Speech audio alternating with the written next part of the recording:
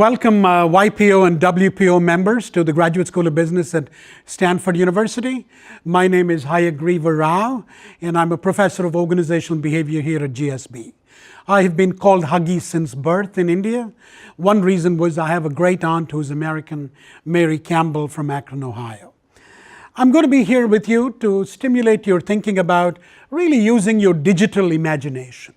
And the topic I'm going to focus on is employee engagement. So let's start with a very simple premise that as organizations become larger in size, they simply lose the soul of a small startup. And the real challenge is, as organizations become larger, how do we actually create, as it were, the soul of a startup in there?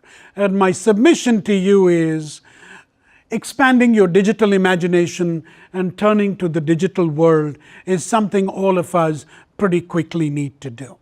So what's the problem when an organization becomes larger? The one thing that we found consistently is as organizations become larger, the real problem is anonymity. If I take a large group of 100 people, I randomly put them into two groups. One group I give them dark glasses, the other group I give them clear glasses to do a job, and both of them are given the same task, but the task contains a little opportunity to cheat. Who do you think is going to cheat way more? People wearing dark glasses or people wearing clear glasses? What do you think? Dark glasses, of course. And the reason is, the moment normal people like us are given dark glasses, we feel we are actually protected from the glare of public gaze. We're confident nobody knows who we are, and of course we can cut corners and do things. The real problem in large organizations is, as you go from 200 to 2,000 or 50 to 500 or whatever, anonymity continues to increase. That's the big problem. Whether you know it or not, when you go to a meeting, there might be 20 people in the meeting room, but for all you know, 12 of them are wearing dark glasses, and you just can't see that. And our challenge is, how do you actually make people in a large organization feel less anonymous and really more engaged? So that's one big problem. The second problem in large organizations is something called bystander apathy. And I usually like to have a little video to go with it, but this time I decided not to do it because every time I see that video, it brings tears to my eyes. It's about a young woman, a young girl really, called Little Yu at a place called Fengshan in China.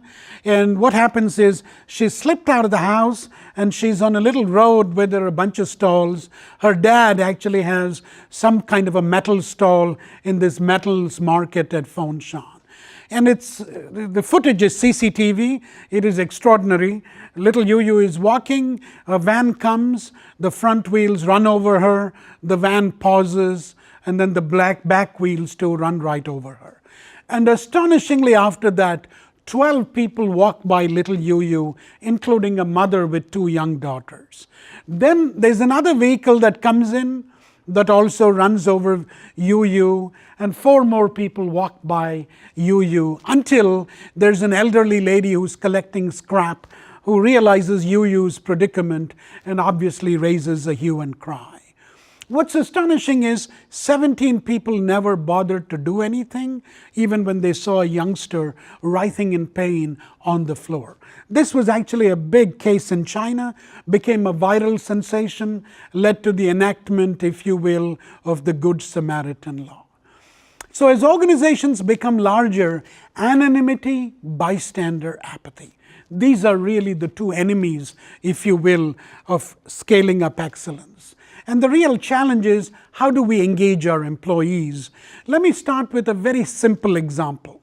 One of the stories I'm very fond of talking about is a Stanford class project that blossomed into a startup and eventually got sold to LinkedIn for $90 million. It's a company called Pulse. Pulse grew from 2 to 9 to 20 to 26 and eventually got sold. And I remember asking the founders what was the most interesting thing they learned about scaling and in particular employee engagement.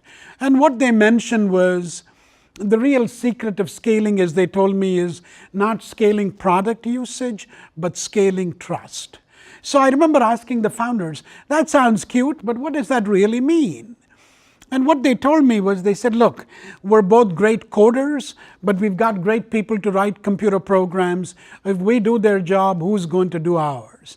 But the more interesting thing they did was every Friday afternoon, they asked their employees to anonymously, in a free-form manner, respond to 3 questions. The first question was, what do I like working at Pulse? The second question was, what do I wish were there at Pulse? And the third question was, what am I wondering about at Pulse? Let's take a look at these 3 simple questions.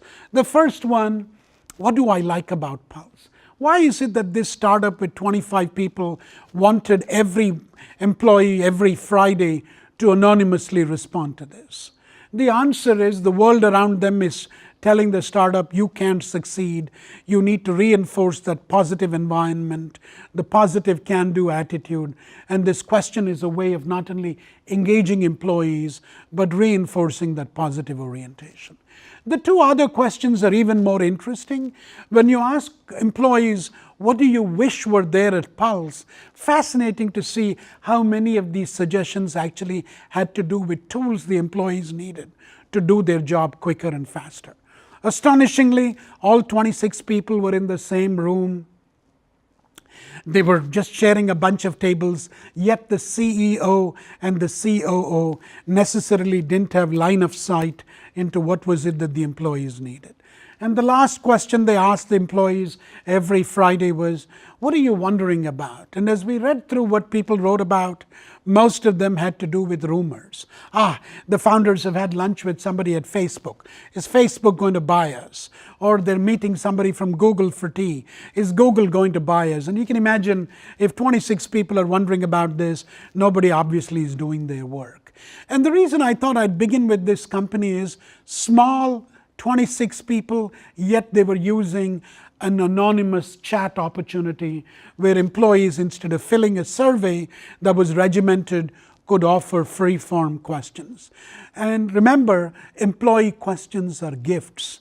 And what Pulse was doing by asking them 3 simple questions was, it was actually giving them a ramp to get on the freeway of employee engagement and to contribute to the company. That's Pulse, a small organization. What happens when organizations grow bigger? They become larger. And there, the real problem that we've noticed that organizations have is they really don't know how to kill ideas. The problem most often when we think of innovation, when we think of employee engagement, we always sort of think, isn't the real purpose to gather great ideas from employees? That's only one part of the equation. The other more important part is, how do you go about killing ideas? Because in organizations where you can't kill ideas, what's going to happen? If you have $100 and you have 10 ideas, you're going to allocate $10 to each idea, and the $10 won't be enough for each idea. Instead, you're better off choosing 2 ideas, putting $50 behind them, and making sure you obviously have a high probability of success. And what I'd like for you to do today is to think of how can we use digital possibilities, and in particular, a stock market game, as not only a way to engage employees, but a way to kill ideas. So let's actually begin with the problem in most companies. In a lot of companies, people have many more ideas than resources. And what you don't ever want to do is spread resources thinly like peanut butter. Because if you do, no idea is actually going to make it. And what do most companies do? They actually use a murder board to kill ideas. And when the murder board not only selects ideas and kills others, it often kills people promoting the ideas. And if you've seen anybody falling on their sword in front of the murder board, of course, there's no way you're going to come up with an idea in the first place. So that's the problem. So when you have a murder board, what happens in a large company? Smart people become dumb. That is, they become silent. I obviously don't mean they become stupid. And the real question is, how can we actually use the digital world? How can we use gamification? How can we use all of these these possibilities to engage employees and kill ideas very quickly. As a way of showcasing the problem, here's a great line from George Bernard Shaw, who said, "Few people think more than 2 or 3 times a year. I've made an international reputation for myself by thinking once or twice a week." Obviously, Shaw is being mischievous, and our challenge is to get our engaged employees to think much more than what our friend Bernard Shaw implies. A quick research study. Here's a study by McKinsey. It was a multi-industry, multi-level study, and they asked people, what's the biggest driver of innovation? Predictably, the first thing that came was metrics. But as you can see, metrics are important, but without ideas, metrics are useless. That's why the idea pyramid is way bigger than the metrics pyramid. Where do ideas come from? Customer insight, customer empathy. But how is that possible when you actually create the right climate where you actually have experimentation, taking chances, and the like? And how is experimentation possible when you actually have leadership, members of the YPO and WPO, who make a conscious effort to build organizations where smart people don't become dumb, they become engaged instead? McKinsey did something interesting. They went up to the C-suite and they asked people, what's the biggest problem of innovation? And guess what? They all said the real problem is the lack of ideas. McKinsey went down 6 levels into the hierarchy and they asked people, what do you think is the biggest bottleneck? What do you think people said? They said the bottleneck is top management. As one of the persons told the McKinsey team, a bottleneck is always at the top of the bottle. So you have a classic catch-22. The bosses say we are resource rich but idea poor. The people at the bottom of the organization say there's the bottleneck, it's right at the top.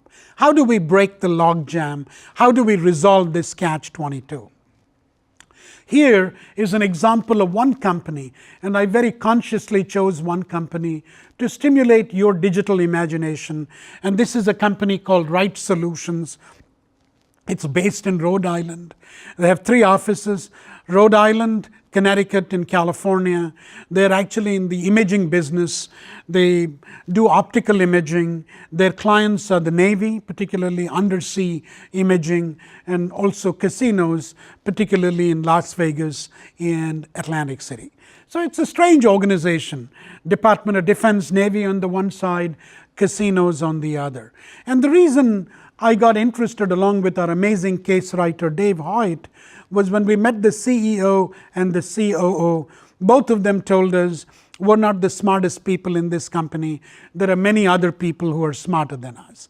I was sort of blown away until I realized they were, of course, very wise individuals who had come up with a brilliant game, a brilliant way of digitally engaging their employees. And they actually had created a stock market to harness collective genius. And remember the name they gave to this stock market was mutual fun and not mutual fund. You'll soon find out why. How does mutual fund work? It is very simple. Every employee has $10,000 of opinion money, and what you can do is you can buy stocks. What are the stocks? These are ideas that employees have come up with. If all of us were employees at Right Solutions, we couldn't just take our idea and put it on the stock market. We had to actually get it verified by one of the 40 senior engineers. And the reason they do that is to make sure that the idea garden is attractive and not filled with garbage. If you see a lot of bad ideas, nobody is going to go to an idea landscape, and that's why they have the filter. But the way it works is the moment your idea is posted, and if your idea is a cost savings idea, it's called a savings bond. Your idea could be a new product for existing customers of Right Solutions. That's the Navy or the casinos.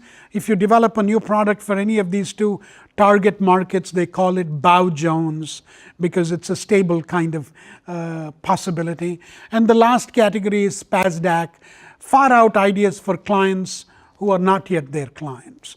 They want their employees to work on all of these things.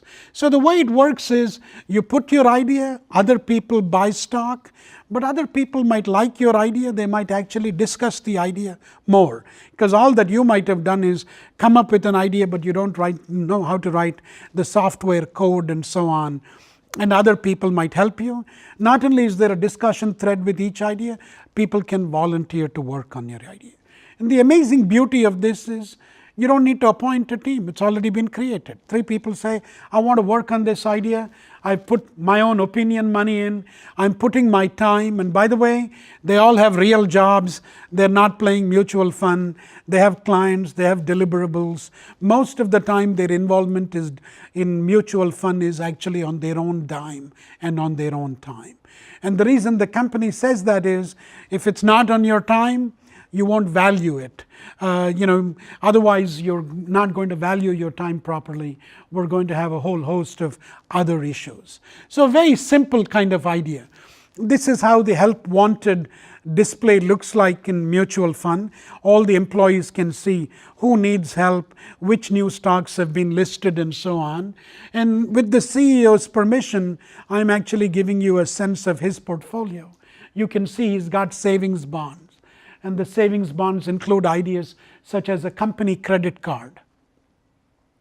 They also are a bunch of Dow Jones ideas. He's got something called right tracking, for example. And then you have SPASDAC, completely far out products for new clients. A good example of SPASDAC at Right Solutions is this very game they've come up with called mutual fund. Who is the new segment they're marketing it to? Consulting firms and the like, and so forth. What about the other ideas? It's amazing how many employees are involved.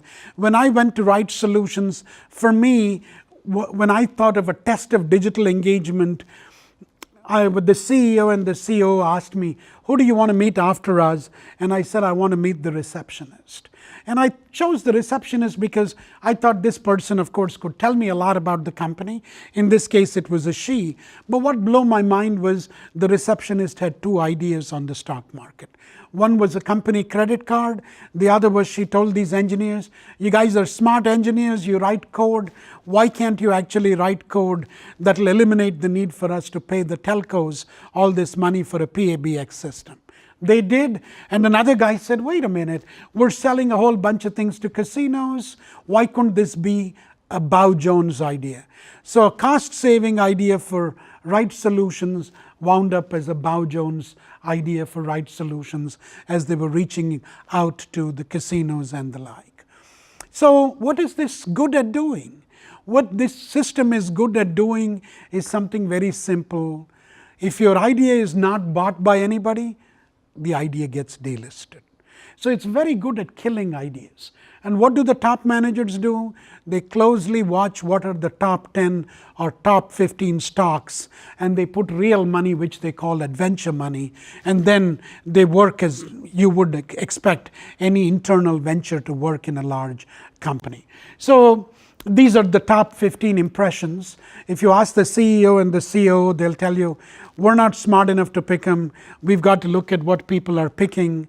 And you can actually see the employee participation. They have 150 employees spread over 3 locations. All of them don't generate ideas. Most of them actually comment on other people's ideas. Most of them volunteer on other people's ideas. And you can quickly see, indeed, as the COO and the CEO of Right Solutions do, who are the best citizens. You know who your best citizens are by looking at how much they comment on other people's ideas, how often they volunteer. So, remarkable company in short. And when we closed the writing of the case, for an organization of 150 people, they had 50 plus ideas listed on the stock market. These don't include things that have already been sold. Out of them, many are Dow Jones and, of course, savings bonds ideas. You have far fewer ideas. But what's interesting is, every company has a symbol. And at Right Solutions, the moment you walk into the foyer, that's what you see. They call it the employee puzzle. And if you ask the CEO and the COO, they'll actually tell you the stuff in blue is what the company is thinking about, and the stuff in red is what the employee is thinking about. As the CEO and the COO often said to me, in most cases, companies ask themselves one question in blue: can the person do the job? The employee in return asks two questions in red: can I do the job? Shall I behave? But indeed, what we really need to do in order to digitally engage our employees is we've got to answer all the other questions in red. Do I belong? Are they listening to me? Are they valuing me? Do they trust me? All of these questions, and only when you answer them through your own blue initiatives in terms of what is it you're going to do, you won't be able to engage your employees. Parenthetically, at Right Solutions, if you're a new employee, you'll have access to all the intellectual property by 4 o'clock on the very first day. You can see all the ideas listed in the stock market. Understandably, the single most important thing they pay a lot of attention to is how they hire. And when they go about hiring people, they're very clear you have to be an FEW. FEW is an acronym. It means friends who enjoy working together. So they're very clear about the kinds of people they recruit. But what I want you to think about is how they've creatively used a game to engage 150 employees. Many of you in the YPO and WPO fold, I'm sure, have organizations way bigger than Right Solutions. You might have 1,000 employees, 2,000 employees, 5,000, 50,000. But for you, the options are still the same. If you're a 5,000 person company or even a 1,000 person company, you probably don't want to have one mutual fund for the whole organization. You probably want to have 15 or 20 throughout the organization, because when you do it for such small sites, you lower anonymity, you lower bystander apathy, the two problems we began again. In fact, what all of this is a great way to do is to make sure we create organizations, even though they're large, people feel connected to them as they're small organizations. If I can close with a quick law, think of this as Dunbar's law. Robin Dunbar was an ethnologist who studied a variety of tribes, and he concluded the best size for any human collection was 150. Beyond that, it breaks into subgroups, villages, etc. But what Right Solutions has done brilliantly is they've created an electronic village with 3 different locations, 150 people. All of you can make your large organizations into electronic villages too. One Right Solutions won't do it. You need to have many more versions of mutual fund, so it becomes easy for your employees to get involved in one digital village or the other. So that's your challenge.